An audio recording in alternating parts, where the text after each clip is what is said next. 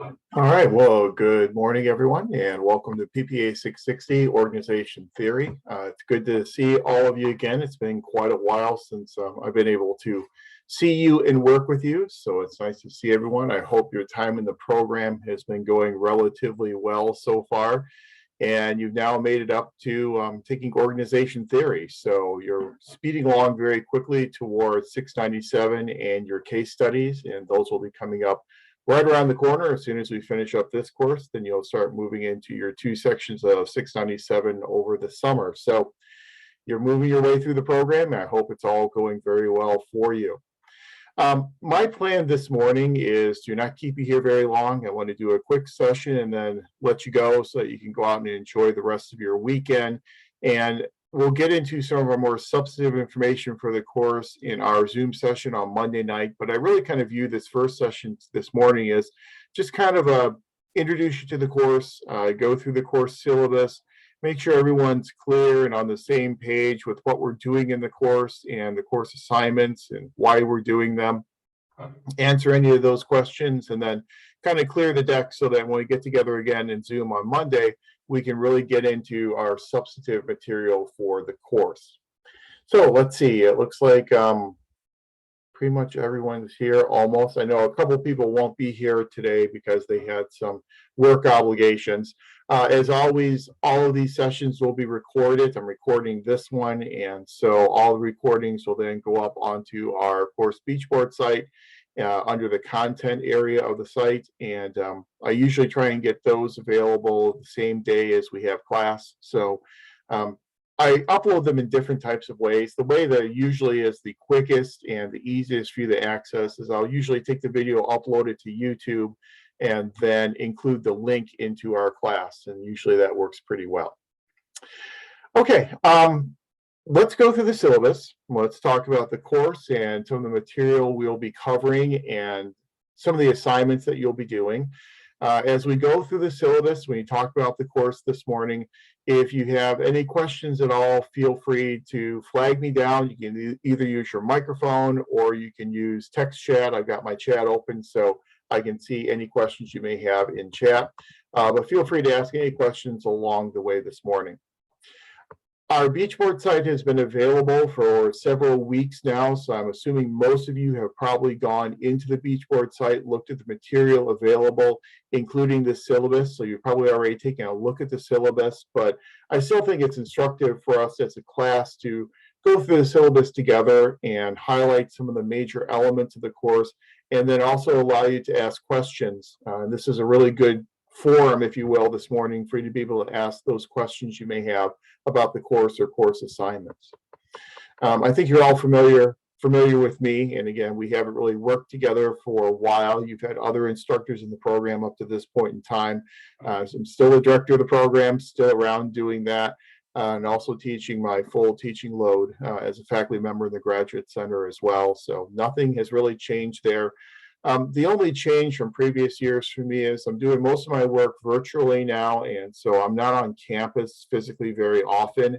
So when you need to contact me, always email is the best way to contact me. I do have voicemail, but since I'm not in the office, I get my voicemails through email anyway, and sometimes the email system really does struggle with translating those voicemail messages. So by all means, use email when you need to get into contact with me. You're all familiar with the way in which your program works by now. You're about halfway through the program, so you are veterans at that. So you know today's session, relatively short, just going over the course syllabus. Then we'll have our Monday evening Zoom sessions beginning at 6 o'clock. And I know different instructors in the DL program have different approaches for those Monday night Zoom sessions. The way in which I approach those Zoom sessions is that I recognize that a lot of you have been at work all day and then you're rushing to class at 6 o'clock. And so I usually don't see a whole lot of utility in going beyond 3 hours in a class session. I think once we get to that 3-hour point, we get to that point of diminishing returns, and not only for you, but for me as well. So typically our Monday night sessions will be done by 9 o'clock. And the way in which I usually like to do our Zoom sessions is I kind of like this for lack of a better term, lecture lab approach. I know it doesn't sound great for a graduate program to say lecture, but where we kind of divide the class session up into two parts. First half of the class session, we will go through the material for that evening, discuss the material, entertain questions you have on that material. Then we'll take a break, and that usually happens around 7:30 or so. And then the second part of the course, I like to do breakout groups. And so we'll get into breakout groups. I usually randomly assign you to breakout groups. And then that'll be your opportunity to take the information we discussed in the first half of that class session and then apply that information appropriately to given situations. And so typically what you'll be doing in those breakout groups is you'll be taking the information and applying it to your organization. Or if you're not currently working in an organization full-time, you can apply it to an organization that you are familiar with or an organization that you are interested in. So I kind of like that approach for our class sessions. It means you don't have to sit here and listen to me talk for 3 hours, which is certainly torture for anyone to have to do. And I think it also allows us to get at that nexus of applying theory to practical situations. And after all, that's what we do or should be doing as an MPA program. We're both a graduate level program as well as a professional program. So you probably heard me talk about this at our orientation, but as a graduate level program, we really do emphasize some scholarly expectations in terms of your critical thinking, your analytical abilities, and your writing abilities. But we also recognize we're a professional program, which means we need to take these theories, and especially in a class like this, some of these theories that we're going to be looking at date back, some of them to the late 1800s, some to the early 1900s. So how can we take these theories that have developed over 150 years, and how can we then apply them to a practical situation? So I really want you to view this course through that applied lens. How can you take these theories and then apply these theories appropriately to a given organization? Now, there's never one best way to apply these theories to an organization. And I always tell all of my classes that I have one favorite question and one favorite answer. And these are true regardless of what course I teach. My favorite question is that big so what question. So we're learning about, Max Weber, who you've covered, I'm sure, in 500, or we're learning about Henri Fayol, or we're learning about Mary Parker Follett and their theories of organizations. Well, that's great to learn those theories in and of itself, but the question really is, so what? What do we do with those theories? How do we apply those theories in a given situation? So we're going to be asking that so what question a lot in this class, and that's my favorite question for all my courses. My favorite answer is one that really frustrates people often, but my favorite answer is it depends. And it's not a cop-out. It's not a way to avoid answering a question, but I think it depends is a very appropriate answer in the field of public administration because it really does depend. Which theory do you apply in a given situation? It depends upon the context of that situation. And over the next 6 weeks, we're going to work our way through the development of public organization theory. And as we work our way through that development, I think one of the major threads that really tie all the schools of thought and all the theories together will be that idea of a contextual approach to applying the theories. That we really moved away from that attempt to find the one-size-fits-all approach, like we did in the classical school with Max Weber and Frederick Taylor and Luther Gulick and those folks. And today, in more modern organization theory, we're really not asking the question, what's the one approach that works? We ask the question, which approach is most appropriate given the context of the situation in which we find ourselves? So keep that, question of so what and that answer of it depends in your mind, because I think that's really going to guide a lot of our discussions as we move through this course. You read through the course description, so you know what the course is. This is a core course in the MPA program.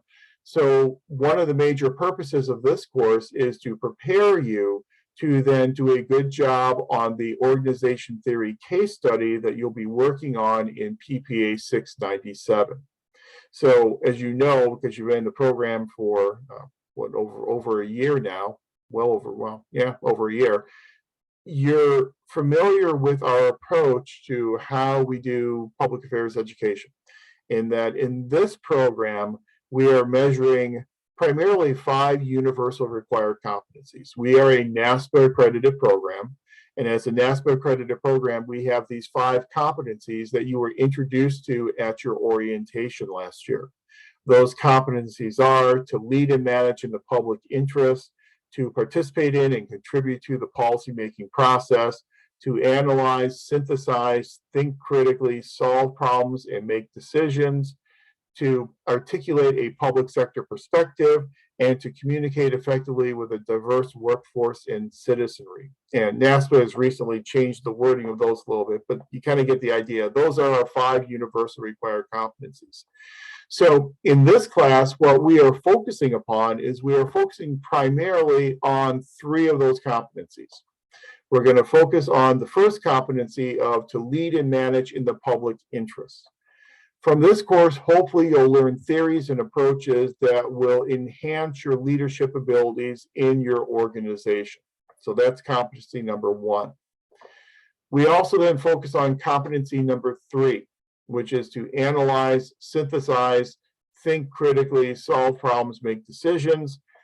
Clearly, what you're going to be doing in this class is you're going to be taking these theories and you're going to be making decisions about how to apply those theories to your organization in an assignment called an organizational analysis paper. So the organizational analysis paper is what we're going to use to get at that 3rd competency. And then we also look at the 5th competency, the ability to communicate effectively with a diverse workforce and citizenry.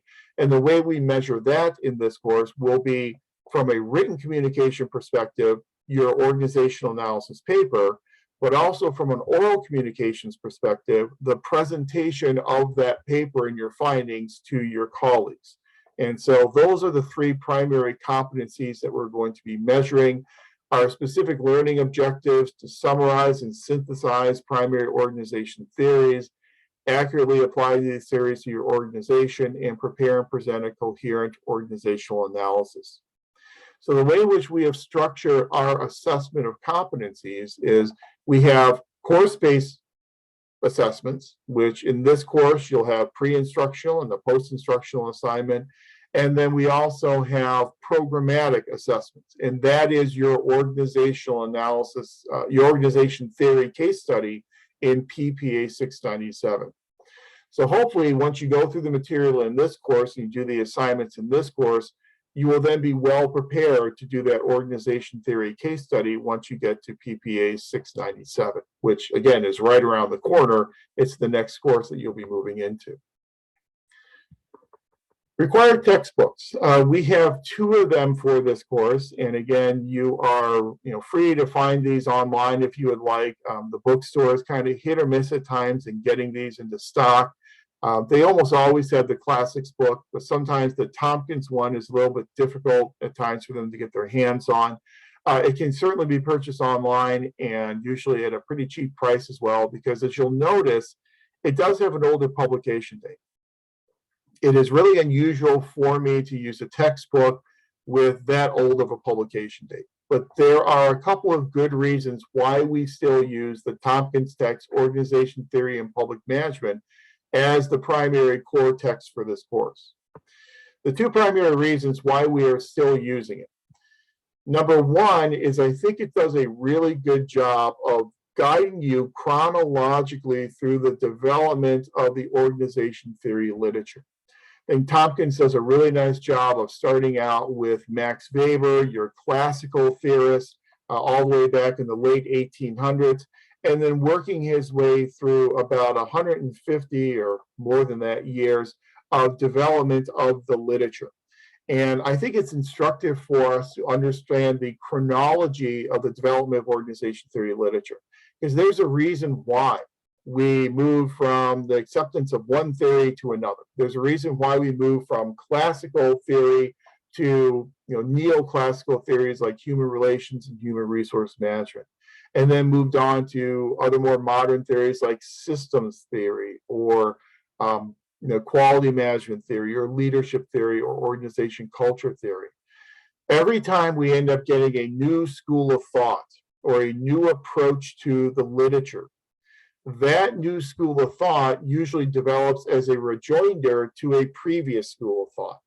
So, for instance, the classical school of thought had a lot of flaws. We'll illustrate all of those flaws. I'm sure you talked about some of those flaws in your 500 course with Professor Berg, but we're going to highlight how those flaws in the classical school then provide the impetus for developing a new approach to how we view organizations.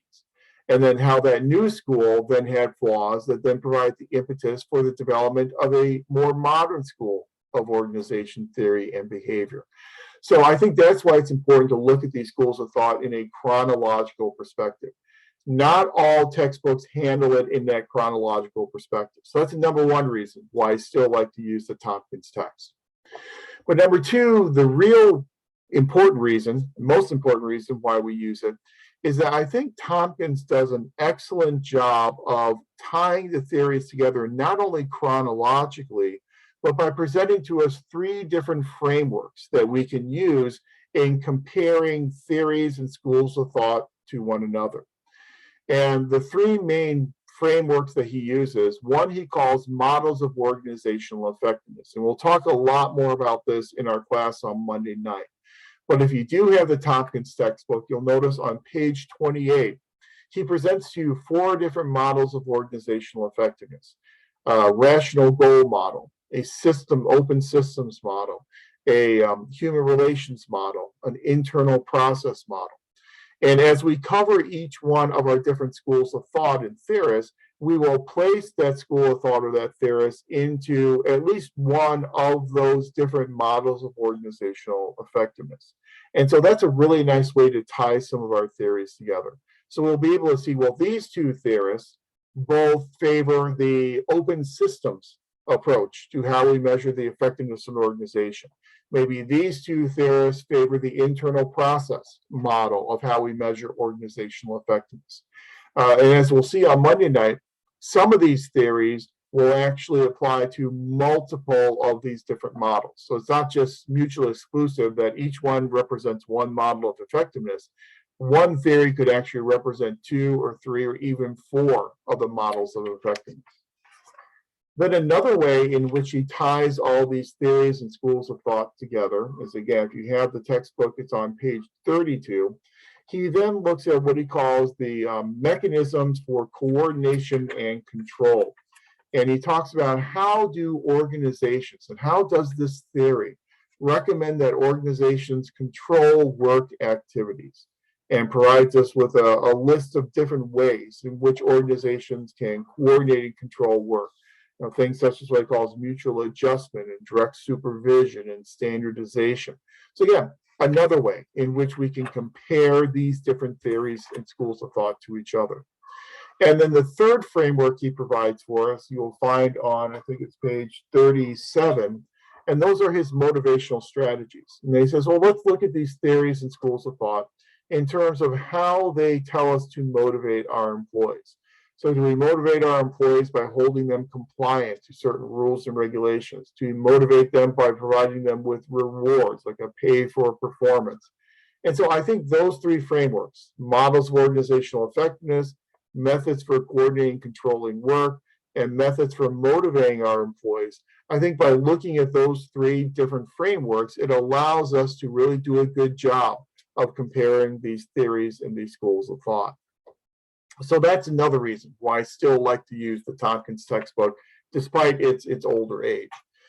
Again, the older publication date doesn't really hurt us too much because we are focusing most of our attention on the development of organization theory, and most of those theories certainly do predate the 2000s. So that's the Tompkins textbook. That's the primary textbook for this course. And then the second textbook is the classics text. And yeah, it's going to look a lot like the classics text that you use in your PPA 500 course, but there are additional articles in this classics text that are geared primarily to organization theory. I like having you read some of these classical articles yourself so that you can form your own opinion and your own interpretation of the author's work rather than just listening to my interpretation or your classmates' interpretation. You can actually do an original reading and form your own opinion about these articles. So those are the two textbooks that we'll be using. Again, you should be able to get them online. It may be a used version and save yourself a little bit of money. So the classics text comes in a variety of different editions. If you do want to get an older edition to save a little bit of money, that's fine. I would just recommend that go through the syllabus and look at the classic articles that are assigned and make sure all those articles are represented in the classics textbook that you are planning on buying. I just want to make sure you have all the articles that we'll be reading for this course. We're not going to read all the articles in the classics text. We're going to read a snippet of those articles. And so just make sure those articles are in whatever version you plan on buying. Okay. So those are the two required textbooks. Let's talk for a few minutes. And again, if you have any questions at all, feel free to ask them either with your microphone or you can use text chat. But let's move into a discussion of some of the evaluative criteria, some of the things you'll be doing in this course to earn your grade for the course. Just like all your other courses in this program, you have beach board postings. And we're still using beach board. I don't know if you've heard yet, but the university announced about a month ago but I guess it was moving on from Beachboard and signed a new contract with Canvas, and that Canvas is going to become the new learning management system. The good news is I don't think it will affect this cohort very much because they're going to transition over a 5-year period. So I think the transition will mean you'll probably end up being on Beachboard throughout the remainder of your time in the program. But we'll eventually be moving from Beachboard to Canvas, but we're still using Beachboard. So you've used Beachboard before in your previous courses. Every instructor, as I'm sure you've realized, uses Beachboard a little bit differently. Since we are kind of a unique program and our courses are 6 weeks in length, we are an accelerated program because we're going to cover the same information in 6 weeks that you would normally get in a 15-week on-campus course. That accelerated approach means that we have to take an accelerated approach to what's called our Carnegie hours. I don't know if you've talked with any of your instructors about Carnegie hours before, but every university is required to have a minimum amount of Carnegie hours for each one of their courses. So when you're talking about a 6-week course, that's cramming a lot of Carnegie hours, 45 instructor-led hours, 90 overall hours, into one course. The way in which we do it, obviously, is augmenting our weekly Zoom sessions, our live Zoom sessions, with an asynchronous element, which are these Beachboard postings. So every one of your courses should be using some type of a Beachboard posting type of an assignment. It's just how instructors use it will differ from course to course. The way in which I use it is we will have 5 graded Beachboard postings. Each one of those Beachboard postings, you'll be required to provide an initial response to whatever prompt I've placed in the Beachboard discussion area. And I'll bring up the Beachboard course in a few minutes and we'll go through each of those discussion areas. But I provide a prompt for you. You will then provide a response to my prompt and then respond to 2 of your classmates. So every week for your Beachboard postings, you'll have a total of 3 postings. 1 initial response to my prompt, and then responses to 2 of your classmates. I view these Beachboard postings as being as parsimonious as possible. And so for your initial response to my prompt, you can usually handle that in maybe 2 or 3 paragraphs will be sufficient to get full credit on your initial response. And then your response to a colleague, maybe a paragraph each for your 2 responses to colleagues. And that usually is good enough to get the job done. So I'm looking for concise, parsimonious writing in your Beachboard essays and your responses. So, do make sure that you craft these responses outside of Beachboard. A lot of people, you do it in Microsoft Word or whatever, and then copy and paste it into the Beachboard form. I am asking that you post your responses directly into the Beachboard form rather than providing a link to a file, And what I have found is when you provide a link to a file, a lot of your colleagues won't click on that link and won't go and read your writing. So please provide it directly into the beach board form. So these are going to be relatively concise, parsimonious types of posts. Your initial beach board response, your initial response to my prompt is worth 10 points, and then each of your responses to classmates will be 5 points each, for a grand total of 20 points for each one of your weekly beach board postings. We have 5 of those, so a grand total of 100 points for your participation in beach board. Since we meet on Monday nights for our Zoom sessions, we will have those beach board postings and responses due no later than midnight on Sunday, the day before we meet. I do recommend that if you can, do your initial response earlier in the week so that people have an opportunity to read it and then respond to it. If everyone waits and does all 3 of their posts on Sunday night, it's going to be a mad rush for people to get all their posts done. So try and do your initial post earlier in the week and then have your 2 response posts finished up then by no later than midnight on that Sunday before we get together again the following Monday. So those are your beach board postings. Again, as always, for all assignments, any assignment that is late gets a 10% per day penalty for being late. If for some reason life intervenes, I know that most of you are working full-time in your organizations, and sometimes you have to travel, and you're going to have some limitations on your ability to do these assignments. If you know in advance, please just send me an email and say, I'm traveling this weekend for work, and so therefore it would be okay if I get an extension till Monday. I can usually grant that extension as long as you contact me in advance. But do make sure to contact me in advance before the due date for the assignment. Any questions on the beach board postings or responses and how that works?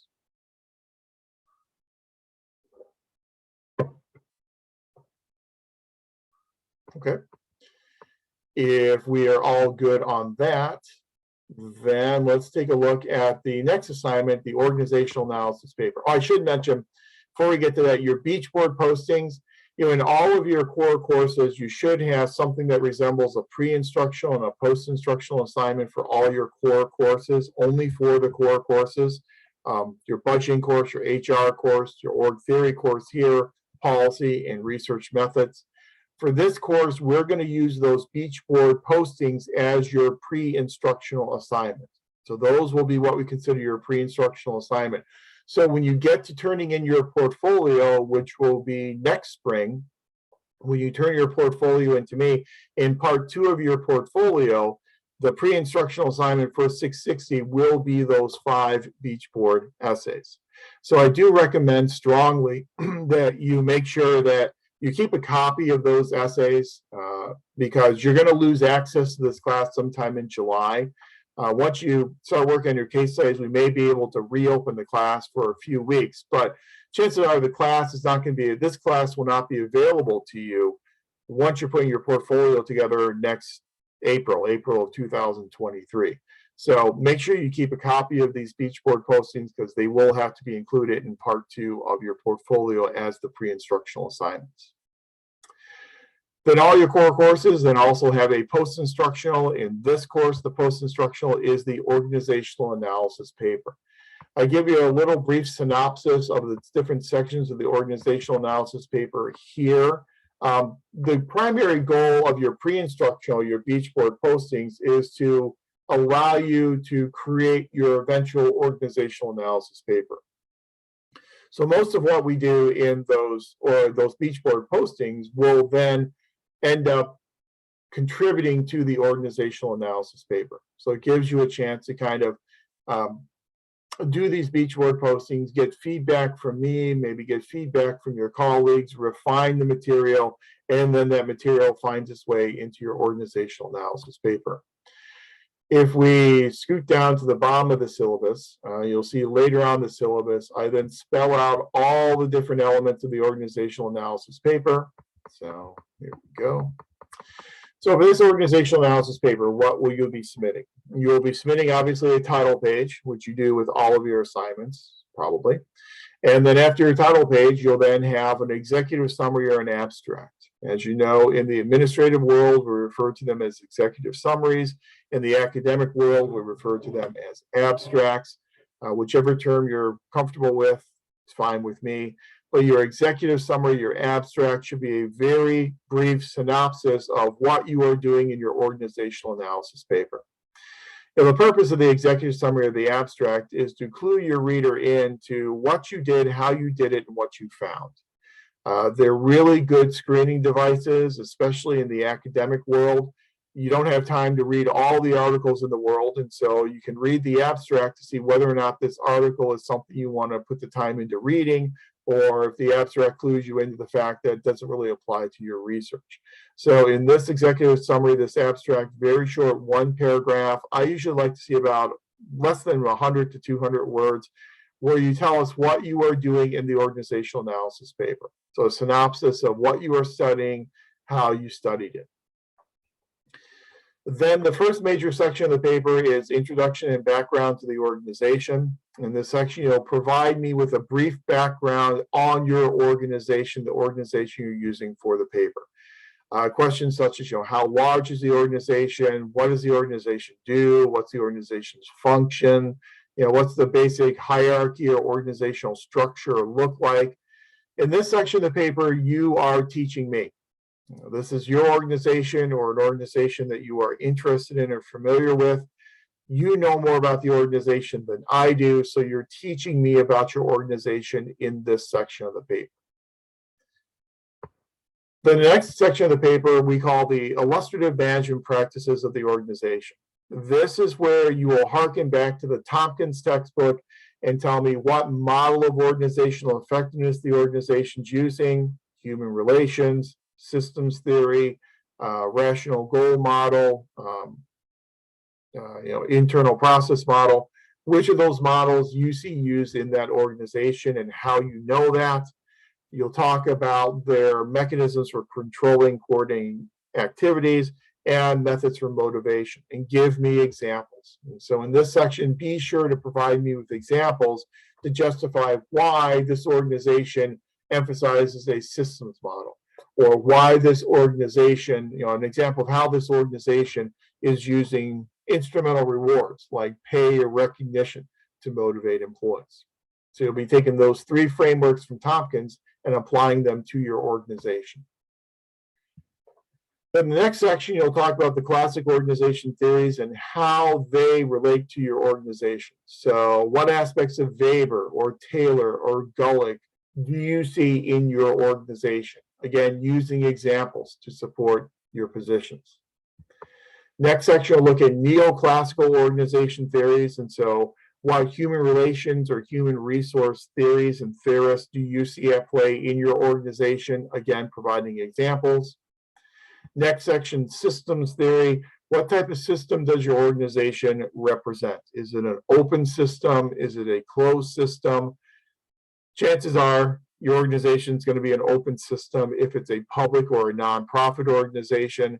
And as a public or nonprofit organization working in an open system, you're going to have an environment filled with a lot of different types of actors.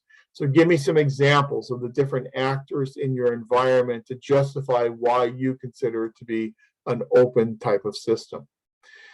And then the impact of the organization on excellence. In this section, you're going to tell me how your organization recognizes excellence and how it tries to foster excellence. So how does it know that it's being effective and it's achieving excellence?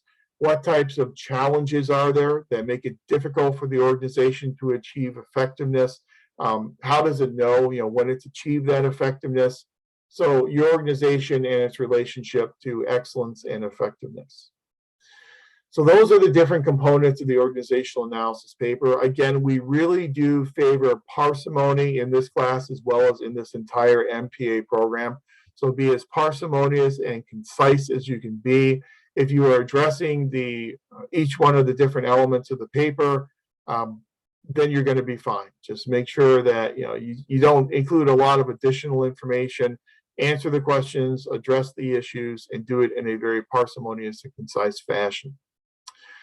Also, make sure that it is well written. I have kind of gotten over my former tendency to line edit papers because it was just taking so much time and driving me absolutely insane. So I don't really line edit papers anymore, but I will read every word that you write. And so make sure it's well written, make sure that you have proofread it. Make sure that you use APA formatting. Now, you're not going to have a whole lot of resources in a paper such as this. It's not a research paper, so I'm not asking you to go out there and do original research or even secondary research.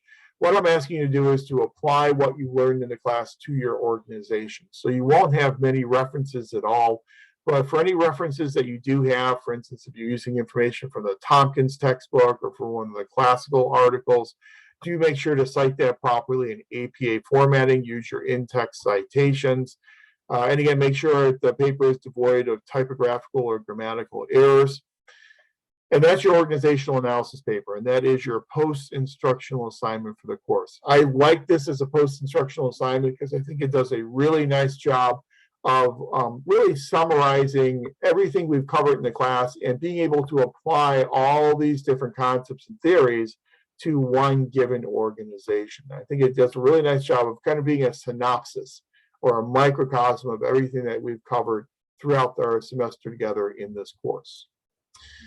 So, any preliminary questions on the organizational analysis paper?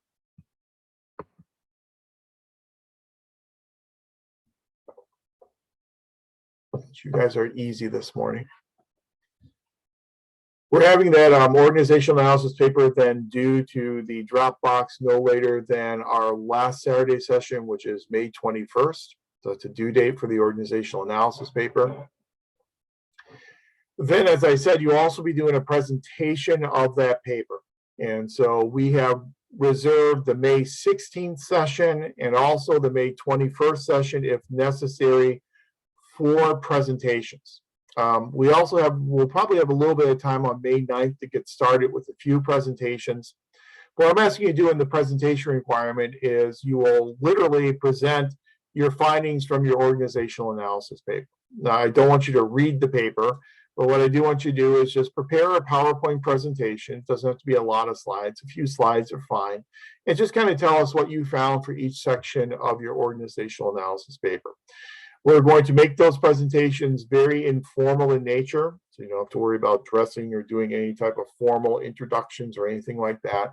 We'll make them very informal in nature, and about 10 minutes, I think, usually is sufficient to get through those each presentation. So it's a very brief, very informal presentation. And again, we'll be doing those through Zoom, beginning on May 9th with a couple, and then the entire May 16th session, and then whatever we have left, we'll finish up on Saturday, May 21st. Then your final assignment is a final exam, which is really not a final exam.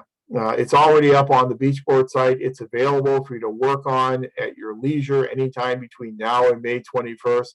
It essentially is a mini organizational analysis of California State University, Long Beach. It's one organization that we all share, that we are all part of.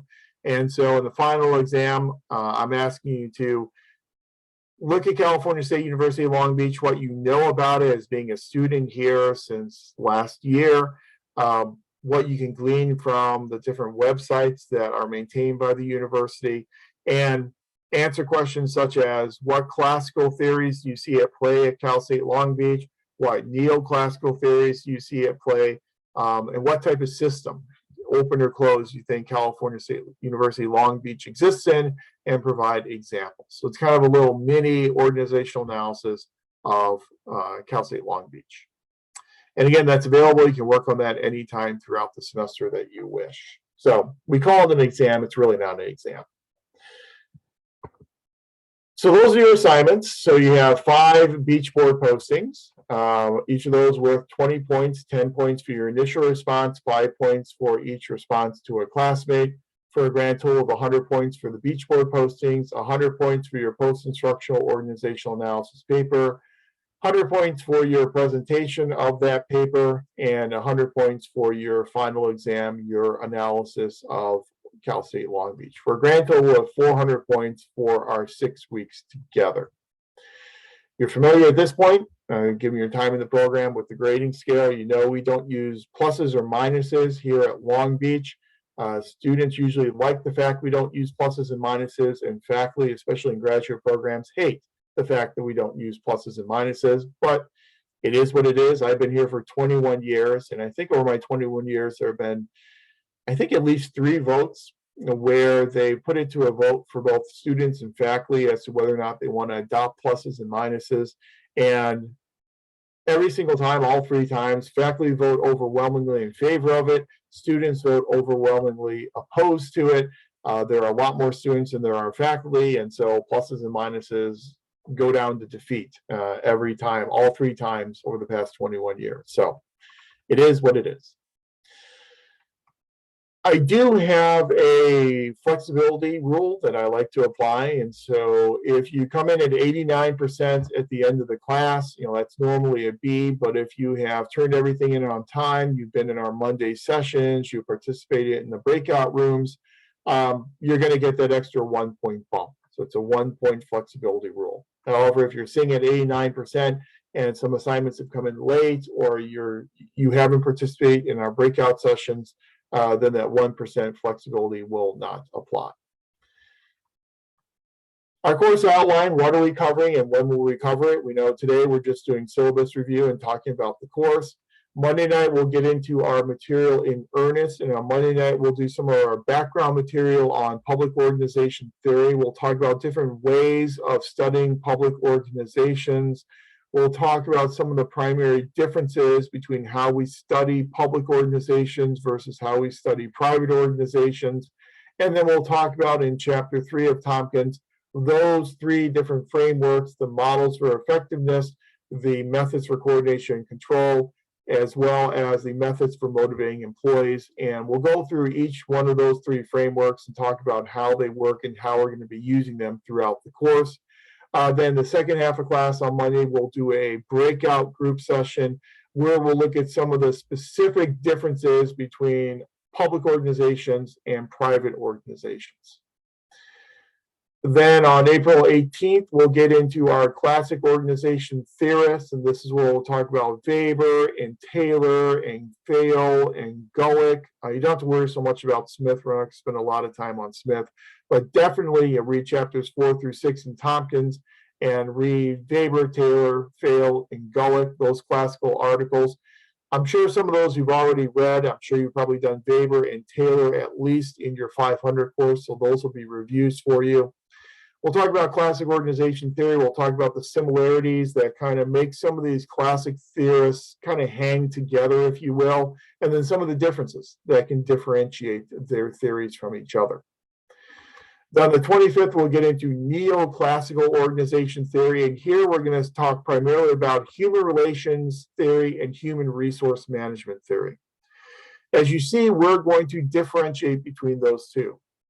Some org theory courses combine them together. We separate them out because there is a significant difference between a human relations approach and a human resource management approach. Some of the folks we'll talk about are people like Follett, Mayo, Roethlisberger, Barnard. When we get into human resource management, we'll get into people like Maslow and McGregor. Janice probably not as important that week because Janice's primary contribution is groupthink, and we'll kind of get to that a little bit later on in the term. But definitely Follett, Barnard, Mayo, Roethlisberger, and Maslow and McGregor are theorists we'll talk about when we talk about neoclassical theory. The May 2nd, we'll get into systems theory, talking about closed natural systems versus open systems, their similarities as well as their differences.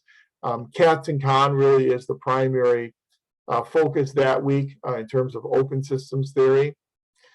Then on May 9th, we'll get into some of the more modern organization theories. We'll talk about group dynamics. We'll talk about Lewin and White and the Iowa studies and what they mean about for different types of leadership. We'll also talk about a little bit about quality management and how it doesn't apply all that well in the public sector as it does in the private sector. And we'll spend quite a bit of time talking about organization culture is organization culture is one of my favorite organization theories. I think it's a very appropriate way of viewing some of the differences between our public organizations. So we'll spend a good bit of time talking about that. And then try and reserve some time that night to also get started with at least a couple of presentations so we can kind of clear the decks then for May 16th. And we'll devote our entire session on the 16th to only presentations. And then on the 21st, we will wrap up presentations if necessary. If we get all of our presentations done before the 21st, then we'll just use that 21st day just for you to finish up your assignments, because on the 21st, you'll have both your organizational analysis paper due as well as your final examination. So that's our session. That's our sessions together. You're very familiar at this point in time with how quickly these 6-week courses go. You blink and they're over with. And so I'm sure by this point in the program, you've learned how to kind of manage your time so that you don't get behind on assignments. I also recognize as a 6-week course, we're accelerated, but we also don't have a whole lot of time for a lot of different assignments. And so that's why I kind of keep the assignments as minimal as I possibly can to recognize that 6-week time period. I've got all the due dates in there in the syllabus for your one-stop shopping, if you will, so you know when everything is due. Again, all your beach board assignments, your initial posts, as well as your responses to classmates, those must be done by Sundays. We're saying 11:59 p.m., so by midnight on Sunday. Your first one is due on the 17th. I hope I have these dates right. Your second one's due on the 24th. Third one's due on May 1st. Fourth one on May 8th. And then your fifth and final one due on May 15th. Presentations, as we said, will start on May 9th, do the vast majority on May 16th, and wrap up whatever are left on May 21st if necessary. Organizational analysis paper due on May 21st, and your final exam due on May 21st as well. Everything else on the syllabus, I think you can read through on your own. It's kind of boilerplate type of information. All assignments get run through Turnitin, and so I'll get a similarity report for everything that gets turned in. So, do make sure that if you're using information to cite that information appropriately. Try to reduce your reliance on direct quotes. In graduate programs, we don't use a lot of direct quotes in papers. Rather, we paraphrase. And so if you're using more than one direct quote, that's probably too many. Sometimes it's okay to use a direct quote as a point of emphasis. And so you want to use a quote from Abraham Lincoln or from John F. Kennedy. That's fine for a point of kind of emphasis, but you shouldn't be using quotes throughout your paper. I'm really more interested in what you have to say than you quoting what someone else had to say. Again, make sure all your assignments are proofread. That includes your beach board essays as well. Those also have to be proofread and have to be of high quality graduate level writing. And again, I think everything else is boilerplate, so you can read through that on your own. And if you have any questions, please let me know. But that's our syllabus and that's our course. So any questions or observations on any of this material so far?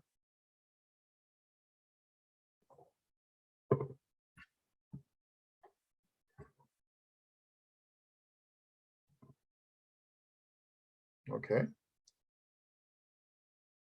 Just checking my email to make sure I didn't get any questions through email, but I don't. So, okay, you guys again are very, very quiet today. But let's go ahead now and let me share out our beach board site. Again, I think most of you have already taken a look at it, but let me just walk you through it in case you haven't been on our beach board site yet. Hopefully you can see beach board now. Yes, everybody able to see that? Yes, okay, good. I've got it in student view, so it should look pretty much the way it looks for you. For our links for all our future sessions, I've got them in here. I've got them in announcements. I also, if you go into the content section, you'll see I have them under content as well. And so the link for today, and then our recurring Monday sessions, and then our link for our final Saturday session is also in there. Also under content, we've got a copy of the syllabus there for you.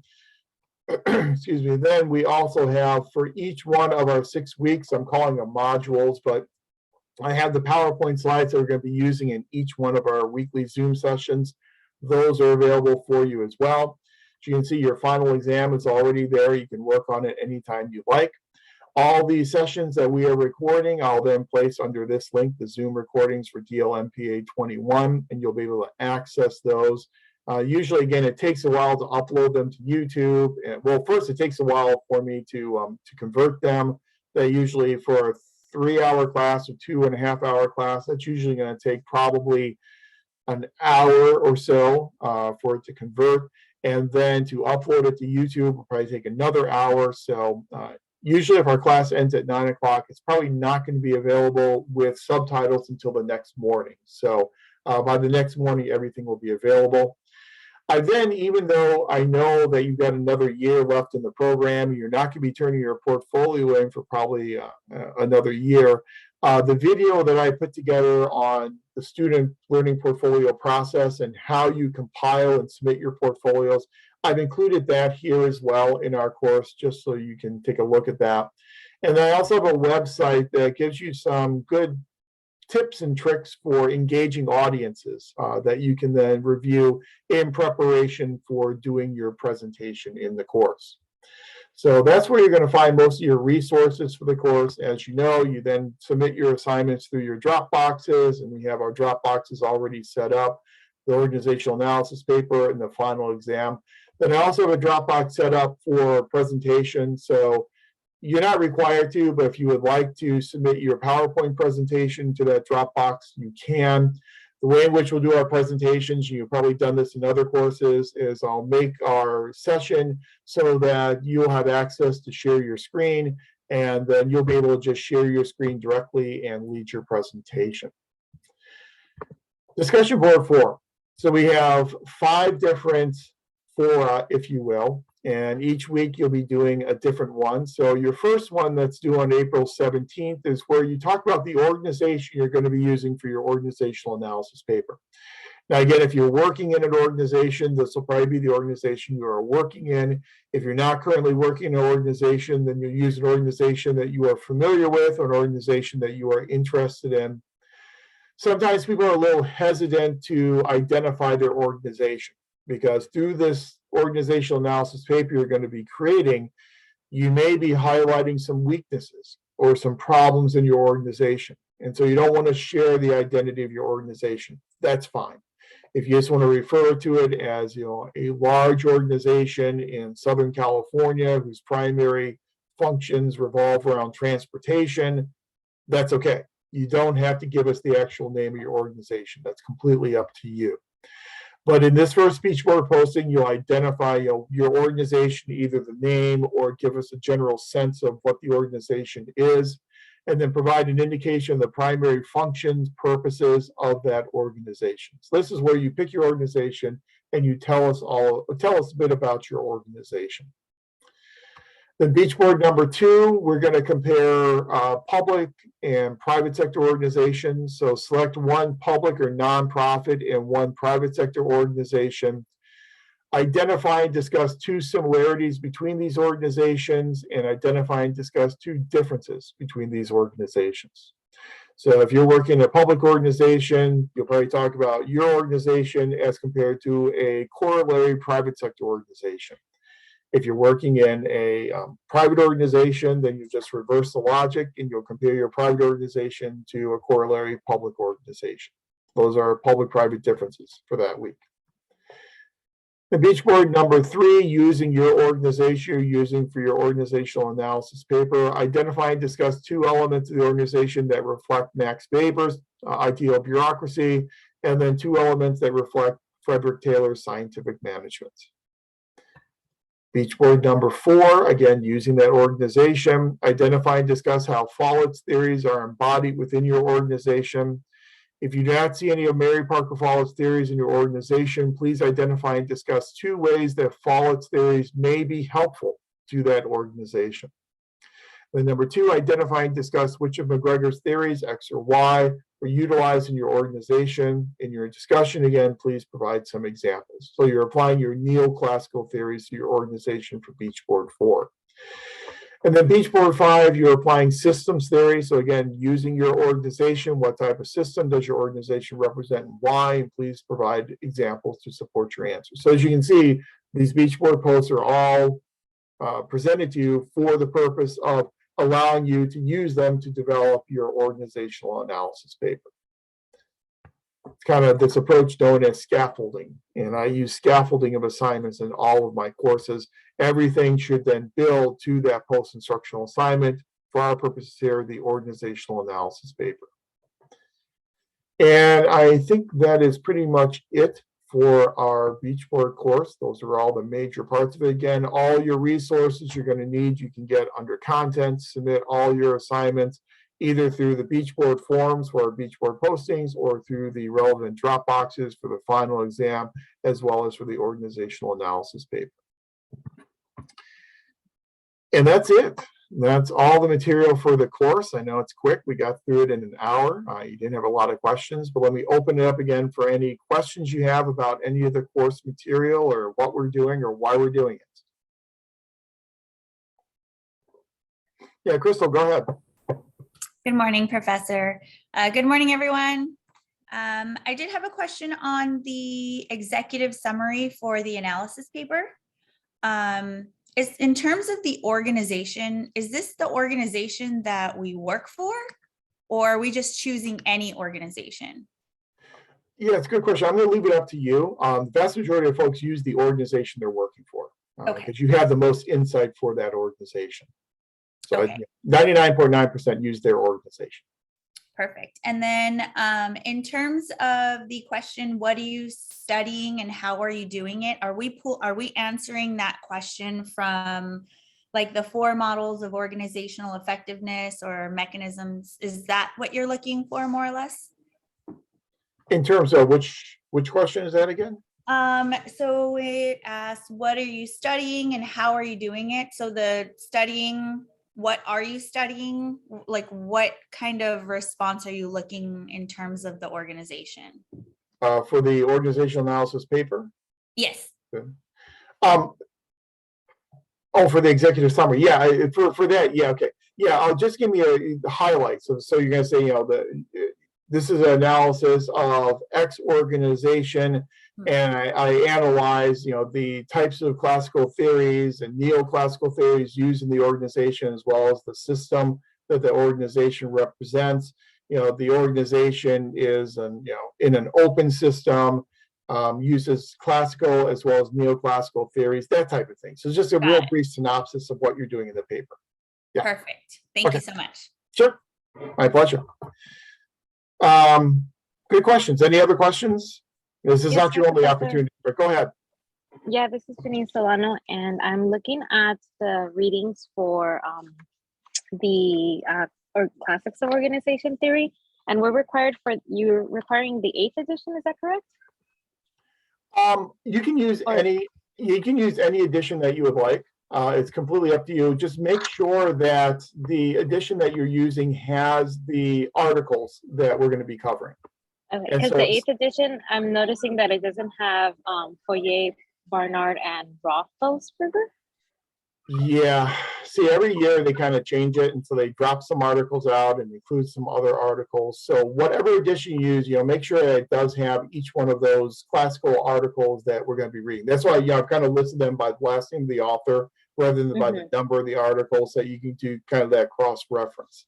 We are going to cover those articles in class, and so if you do happen to have a version of the classic text that doesn't have maybe a couple or 2 or 3 of those articles, that's okay, because we're going to cover them in class. And so you're going to kind of get the gist of the articles in class anyway. Okay, sounds good then. Thank you. Okay, sure. Any other questions? Dr. Powell, I had a question. Sure, go ahead. When it comes to selecting an organization, should we choose the entire organization itself or like a sub-department of it if we know more information on the sub-department? Or do you want us to focus on the entire organization? I'm thinking in terms of like a county organization, for example, which is massive. Right. That's an excellent question. I forgot to mention that, so I'm glad you asked that. depending upon the organization. So if you're working with a county organization, you're probably best to select a unit or department, just because, as you said, the organization itself is so massive, it's going to be really hard to do an organizational analysis of that entire organization. So yes, drill down to a unit or a department within that county department, I think would be very useful. So it all depends on the size and the scope of the organization you're dealing with. Some people work in a nonprofit, and it's a smaller nonprofit, and so they're able to use the entire nonprofit organization. But for a county department, yeah, you're going to be looking at the individual units. Wonderful, thank you. And thank you very much. That's a great question. I should have mentioned that. Another thing you can consider doing as you're thinking about your organization, if you'd like, you can send me an email and say, this is the organization, or this is a part of the organization that I'm planning on looking at. And I can give you feedback as to whether or not I think that would work. So always feel free to send that to me in an email, and I'm happy to give you feedback on that.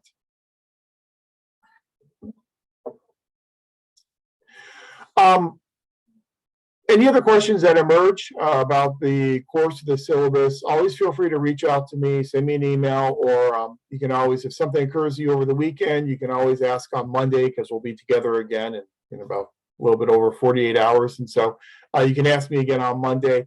I do want to reserve a little bit of time, though, if you have programmatic questions. You are now about halfway through your program. After this course, you'll be moving into 697 and working on your case studies. So are there any questions you have about the program itself, since you have me here on a Saturday morning?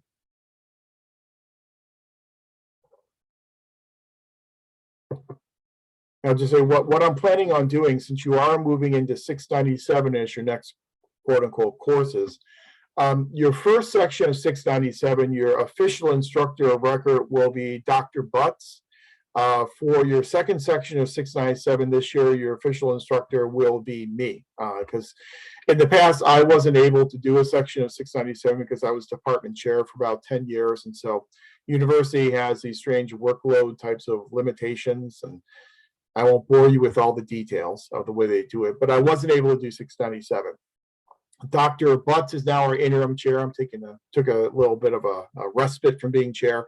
So with my DL coordinator duties, I wasn't, as chair, able to do 697. Now that I'm not chair, I'm able to do 697 again. So the way 697 will work is I'm planning on that first Saturday session for 697 to have a meeting. We'll get together, I'll record it, and just kind of walk you through 697 and the case studies and the expectations and how they're submitted and who's going to be doing the grading, and kind of do that on that first Saturday session for 697. And then we don't meet again for 697. There are not weekly meetings. You just work on your case studies on an individual basis and then submit those case studies as you finish them up. Probably the way in which we're going to handle the grading is Dr. Butts typically grades the 696. He'll probably pick up the 670 case as well and grade those two. And then I'll grade your budgeting, your HR, as well as your organization theory cases. That's usually how we're gonna split up the grading on those. So 697 will be the next course that you'll be moving into. And again, just working on those cases on an individual basis is the way in which we'll handle it. Okay. Yeah, go ahead. I think there's a hand up. Yes, hi, Dr. Powell. I just have a question about that directed research 697. So in terms of the cases, are you going to assign cases to us and work on it? And how are you going to submit it?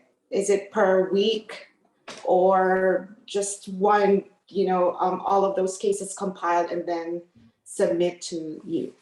Good, very good questions. The way in which it's going to work, the cases that you'll be working on are the ones that are currently available for on-campus stateside students that they're currently working on. The cases we put together, they're the same cases for on-campus and distance learning students. So they're all using the same cases. The cases are prepared in August, and then they're good for the entire year. So new cases will not be created until August of 2022. You're going to start 697 in June, which means you're going to be working with the current cases that are currently available. You can take a look at what those cases look like if you'd like. You can go, we have a organization beach board site, which I don't know if you've ever been to, but it's a public policy and administration organization beach board site. And I believe all students, distance learning as well as stateside students, I believe are all enrolled in that organization site. All the cases you're going to be working on are currently available in that site. But since you are distance learning students, the way in which you're going to submit your cases will be different than stateside students. Stateside students submit their cases through that organization site. You'll submit your cases through the beach board site created for the 697 course. So your first 697 course with Dr. Butts will create a beach board site for that, and that's where you'll submit your cases. So your cases will be submitted in a different place than stateside students. And the reason for that is that they're going to be graded differently. It'll be myself, it'll be Dr. Butts. We will be grading your cases as distance learning students, whereby the cases in the organization site are graded by well, 5 of the 7 nucleus faculty members. So we want to make sure that your cases are graded by distance learning faculty rather than be graded by stateside faculty. So I know it sounds a little confusing, but we'll talk more about it on that first Saturday session for 697. But the cases, if you want to get an advanced look at them, they're in the organization site. You should have access to that.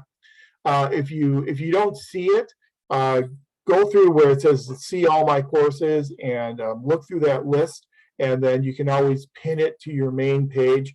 If for some reason you're not seeing access to the organization site, let me know, and then I can take those cases and I can actually put them, if you like, I can put them into our current 660 site, so you can take a look at them. But those are going to be the cases that you're going to be doing. There are, again, 5 cases: a budgeting case, a human resource case, an organization theory case, a policy case, and a research methods case. And so what you'll be doing is working on those 5 cases. I think the second part of the question was then how are they then submitted?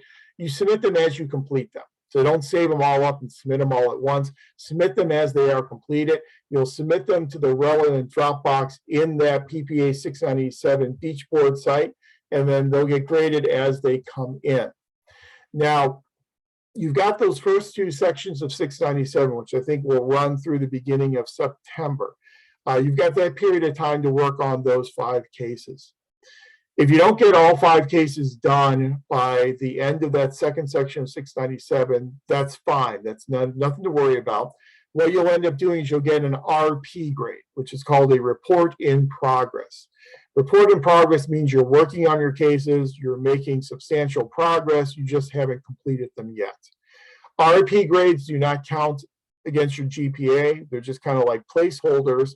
Once you have all 5 of your cases done and graded, then Dr. Butts and I will go back in and change that RP grade to the average grade you earned on those 5 case studies.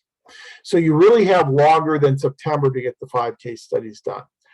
I strongly recommend that you try really hard to get all 5 case studies done by the end of the calendar year. If you can get them all done by December, then that kind of frees you up in the spring to just focus on finishing your last course and then getting your student learning portfolio together and submit it. So it just kind of makes it a little bit more of a pleasant process in that last semester in the program. So try and get them all done by December.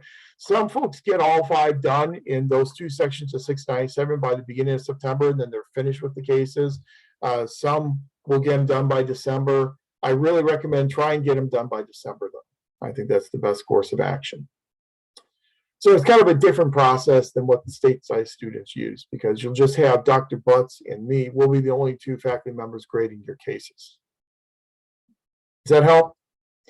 I feel like I may have confused things a little bit more with my explanation, but again, we'll talk more about it when we get to 697, but you've got your own designated process for turning in your cases and getting those cases graded. Then when all 5 of your cases are done and when they're all graded, then at that point, you're able to, if you'd like, do what's called the final skills self-assessment. Remember back in 500, you did an initial skills self-assessment. Then once your cases are done, you'll redo that in a final skills self-assessment. And then once you've got that final skill self-assessment done, all 5 of your cases are graded, you can then turn your portfolio in at any time. So anytime up through May 1st, you're able to turn in your portfolio. And then that will then allow you to graduate for spring 2023. I've got a lot of portfolios coming in right now for cohort number 20. And I think we've still got about 7 or 8 left to come in. But as long as they're turned in by May 1st, they'll be able to clear you in time to graduate for spring. That's kind of the way in which the schedule tends to work. But again, we'll spend that first Saturday session in a Zoom meeting talking about all this good stuff. Yeah, Crystal, go ahead. Yes, Professor, you mentioned having access to these case studies for toward the end of the program. Is this on Beachboard that you're referring to that we're supposed to have access to them? Yes, it is. Here, let me show you what mine looks like. And again, I think everyone, let me share this out. Okay. So I've got a whole slew of classes listed here because I'm old and been teaching for a while, but it looks like this: Public Policy and Administration Graduate. It's that Beachboard site. And when you click on that, I want to be careful. Let me put it in student view if I can. Okay. So when you go into that organization site, under content, that's where you have all the case studies listed. And so here you've got all the case studies. You've got your 555 case, and you'll see there's the case and instructions. 577 is on there as well. Let me scroll down. There you go. Your case and your instructions. 660 is there. For the 660, we've combined the case study and the instructions together into one file. Your 670 case is there as well. There it is. The instructions as well as the case, and then 696. So they're all listed there. The cases you're using are these 5 cases for the academic year 21-22. Again, it's because you're starting your cases in June. New cases aren't available to August, so we don't want to switch up cases in between. So you'll just use all the 21-22 cases in doing 697. So you should have access to that. Should be available there for you. If you can't get into the site or you don't see it, let me know, and then I can always put the cases into our 660 site if necessary. But it's again, it's this one here. It's called Public Policy Administration Graduate. That's our organization site. Okay, thank you so much for that. Yeah, I wasn't clicking on content, but I do see that this in Beachboard. So cool. Okay. Thank you. Perfect. Yeah. And yeah, you feel free to look through those cases. If you have some extra time, I don't know what your schedules are like, but if you happen to have some extra time, you can start working on those cases now if you would like. It's just you won't be able to submit them until the 697 Beachboard site is made available. And usually that happens about a week or so before the 697 course officially starts. There will be 2 697 Beachboard sites created, one for Dr. Butts' section, one for my section. Ignore the one for my section. We're only going to use that first section, Dr. Butts. That's where you'll be submitting all your cases. So you'll be submitting it just to that first section of 697. So you just forget about the second section Beachboard. It doesn't even exist for us. We're not going to be using it. Just use Dr. Butts' section. It's kind of a good one-stop shopping for the 2 of us so we know where all the cases are at to go and grade them. Good. These are great questions. And again, it's always good to ask these questions now. We're all together Saturday morning, so it's a good time to ask them. But we'll talk more about it once we get to 697. Okay. Let's see. I think I missed the chat. Okay, okay, yeah, I'll double check and make sure that we can get you onto the organization site if you're not on there. Yeah, anyone who doesn't have access to the organization site, shoot me an email and let me know, and then I'll get together with Kathy and get you added onto the organization site.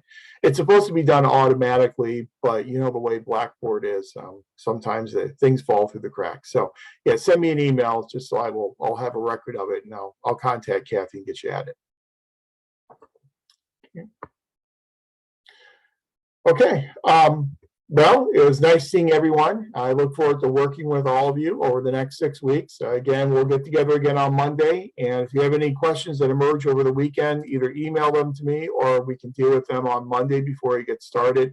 And then on Monday, we'll talk about some more basic foundational information for public organizations. We'll talk about different ways of studying organizations, macro and micro approaches. We'll talk about basically the different schools of thought and kind of give you an idea of the basic evolution of the literature in organization theory. We'll talk about differences between studying public and private sector organizations.